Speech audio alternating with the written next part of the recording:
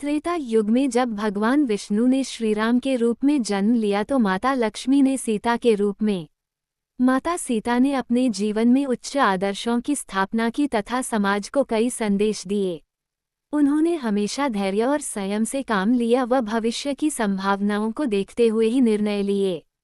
आज हम आपको माता सीता के भूमि में निकलने से लेकर उनका पुनः भूमि में समाने तक की कथा का वर्णन करेंगे। रामायण में माता सीता के जन्म को लेकर कुछ स्पष्ट मत नहीं है, लेकिन ये पता चलता है कि मिथिला के राजा जनक को वे भूमि में से प्राप्त हुई थी। एक प्रचलित मान्यता के अनुसार वे रावण व मंदोदरी की पुत्री थी, जिसे रावण ने अपशकुन के कारण समुद्र में फिंकवा दिया था। वहां से बहती हुई माता सीता राजा जनक के राज्य में पहुंच गई। जब महाराज जनक अपने राज्य को सूखे से बचाने के लिए खेत में हल जोत रहे थे, तभी उनको वहां से सीता प्राप्त हुई।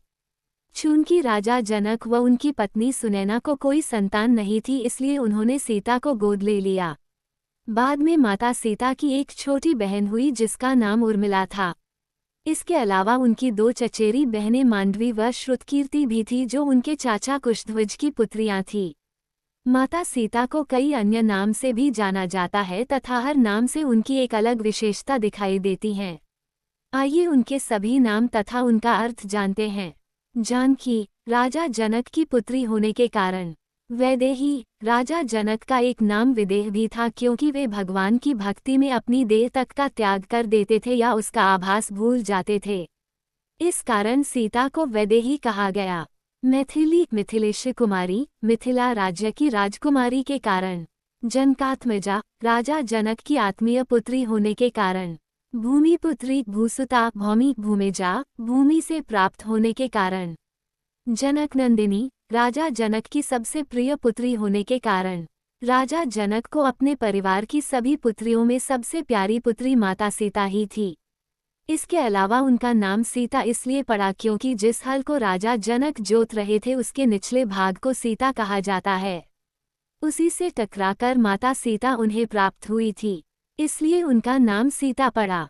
कई जगह सीता को सिया के नाम से भी जाना जाता है। जब सीता विवाह योग्य हो गई तब उनके पिता राजा जनक ने उनके लिए स्वयंवर का आयोजन किया। उस स्वयंवर में जो भी शिव धनुष को उठाकर उस पर प्रत्यंचा चढ़ा देता उसका विवाह माता सीता से हो जाता। एक एक करके कई महाबली योद्धाओं ने शिव धनुष को उठाने का प्रयास किया, लेकिन सब विफल रहे।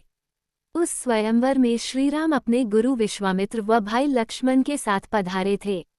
अंत में श्रीराम ने उस धनुष को उठाकर उस पर प्रत्यंचा चढ़ा दी, जिसके फलस्वरूप माता सीता का विवाह श्रीराम से हो गया। उनके विवाह के पश्चात उनकी बाकी 3 बहनों का भी विवाह श्रीराम के छोटे भाइयों के साथ हो गया। विवाह के पश्चात माता सीता श्रीराम के साथ अयोध्या आ गई। कुछ समय के पश्चात कैकेयी के प्रपंच के द्वारा श्रीराम को 14 वर्ष का वनवास मिला। तब माता सीता ने भी अपना पत्नी धर्म निभाने के लिए उनके साथ वन में जाने का निर्णय लिया। हालांकि सभी ने उन्हें बहुत रोका, लेकिन पति सेवा के लिए वे उनके साथ ही जाना चाहती थी।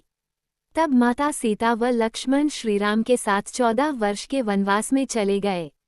वहां जाकर उन्होंने एक साधारण वनवासी की भांति अपना जीवनयापन किया। अपने वनवास के अंतिम चरण में माता सीता श्रीराम व लक्ष्मण के साथ पंचवटी के वनों में रह रही थी। जब वे पंचवटी के वनों में कुटिया बनाकर रह रही थी, तब एक दिन वहां रावण की बहन शूर्पणखा का आगमन हुआ। उसने माता सीता के सामने ही श्रीराम के सामने विवाह का प्रस्ताव रखा तथा सीता को भला बुरा कहने लगी, लेकिन माता सीता चुप रही। जब श्रीराम व लक्ष्मण दोनों ने उसके द्वारा दिए गए विवाह के प्रस्ताव को ठुकरा दिया तो वह माता सीता पर आक्रमण करने के लिए दौड़ी। ये देखकर लक्ष्मण ने शूर्पणखा पर तलवार से वार किया तथा उसकी नाक व एक कान काट दिया। शूर्पणखा की नाक काटने के कुछ दिनों के पश्चात माता सीता को अपनी कुटिया के बाहर एक स्वर्ण मृग दिखाई पड़ा। वह देखकर उनका मन आनंदित हो उठा तथा उन्होंने श्रीराम से वह मृग उन्हें लाकर देने की हठ की। श्रीराम वह मृग लेने चले गए, लेकिन कुछ समय के पश्चात उनकी लक्ष्मण लक्ष्मण चिल्लाने की आवाज आई।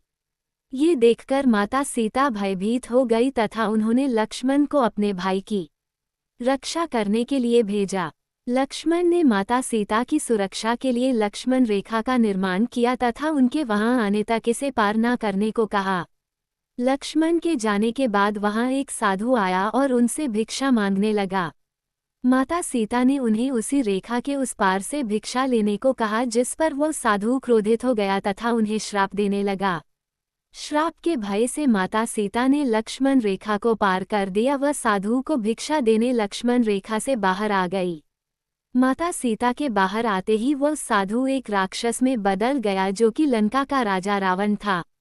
वह माता सीता को पुष्पक विमान में बिठाकर लंका ले जाने लगा। बीच में माता सीता को बचाने के लिए जटायु पक्षी आए, लेकिन रावण ने उनका वध कर दिया। तब माता सीता पुष्पक विमान से अपने आभूषण उतार कर नीचे फेंकती रही, ताकि श्रीराम को उन्हें ढूंढने में परेशानी न हो। रावण ने उन्हें ले जाकर अशोक वाटिका में त्रिजटा के संरक्षण में रख दिया। रावण के द्वारा माता सीता के हरण के दो कारण थे। पहला, अपनी बहन शूर्पणखा के द्वारा बताए गए सीता के रूप के कारण उस पर सम्मोहित होना, तथा दूसरा, श्रीराम व लक्ष्मण से अपनी बहन के अपमान का बदला लेना। लंका पहुंचकर माता सीता बहुत विलाप कर रही थी। रावण ने उनके सामने विवाह का प्रस्ताव रखा, जिसे माता सीता ने ठुकरा दिया। उन्होंने वहीं पड़े एक तिनके को उठाकर रावण से कहा कि यदि वो उन्हें छूने का प्रयास करेगा तो वह जलकर भस्म हो जाएगा। अशोक वाटिका में उनकी राक्षसी त्रिजटा से मित्रता हो गई, जो उन्हें ढांढस बंधाया करती थी। इस प्रकार अशोक वाटिका में बंदी बने हुए उन्हें कई समय बीत गया, लेकिन श्रीराम की कोई सूचना नहीं मिली। वे प्रतिदिन विलाप करती, राक्षसियों के ताने व रावण का धमकाना सुनती, किंतु माता त्रिजटा के द्वारा ढांढस बंधाने से शांत हो जाती। महीने बीत जाने के पश्चात उनकी श्रीराम के दूत हनुमान से भेंट हुई। हनुमान रात्रि में अपना सूक्ष्म रूप लेकर माता सीता से मिलने पहुंचे थे। श्रीराम के दूत द्वारा स्वयं को खोजे जाने से माता सीता को संतोष प्राप्त हुआ, तथा उन्होंने हनुमान को कहा कि उन्हें जल्द से जल्द यहाँ से मुक्ति दिलवा दी जाए। पहले तो माता सीता को हनुमान के श्रीराम दूत होने पर विश्वास नहीं हुआ। तब हनुमान ने उन्हें श्रीराम की अंगूठी दिखाई, तब जाकर उन्हें हनुमान पर विश्वास हुआ। फिर उन्होंने हनुमान के लघु रूप को देखकर शंका प्रकट की कि ऐसे छोटे छोटे वानर भयानक राक्षसों से कैसे लड़ेंगे।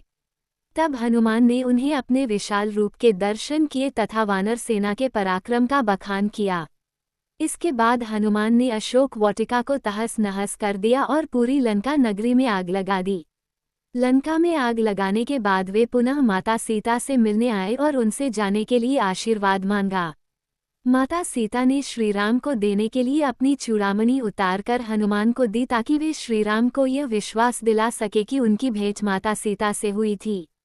इसके बाद हनुमान वहां से चले गया। इसके बाद उन्हें सब सूचनाएं त्रिजटा के माध्यम से ही मिलती रही कि किस प्रकार श्रीराम ने वानर सेना सहित लंका पर चढ़ाई कर दी है। एक एक करके रावण के सभी योद्धा व भाई बंधु मारे गए व अंत में रावण का भी अंत हो गया। तब लंका के नए राजा विभीषण के द्वारा माता सीता को सम्मान सहित मुक्त कर दिया गया।